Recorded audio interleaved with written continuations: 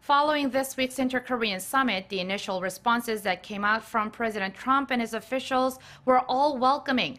But while the U.S. still seems to remain bright on negotiations with the North, its top diplomats stress that the right conditions will have to be fostered first. Our Kim Min-ji has this report. U.S. Secretary of State Mike Pompeo says a second summit between Washington and Pyongyang is in the works, but made clear that will only take place under the right conditions.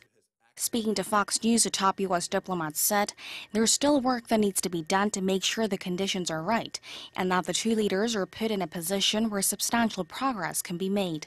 He added that he hopes to visit Pyongyang before too long to make some progress, and if that's the case, a meeting between U.S. President Donald Trump and North Korean leader Kim Jong-un will take place in the near future as well. Following the summit between South and North Korea earlier this week, the U.S. has expressed its willingness to talk to Pyongyang. Since the historic summit between the U.S. and North Korea in June, talks on denuclearization have seemingly stalled, with Trump canceling Pompeo's most recent scheduled visit to the North, citing insufficient progress. The U.S. has been demanding that Pyongyang put forward a list of nuclear sites and stockpiles, while the North wants to declare an end to the war first.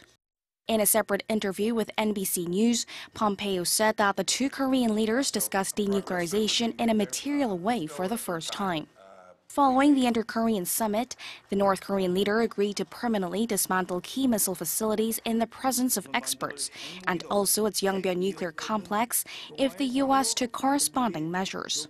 Pompeo said that important steps had been taken and that although much more work needs to be done, the U.S. has the patience and determination to achieve its aims.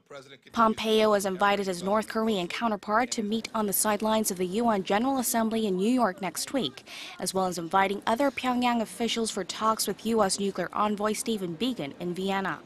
Although it appears that the talks are back on track, a tug-of-war is likely as now they work around what those right conditions entail and what Pyongyang means by corresponding actions.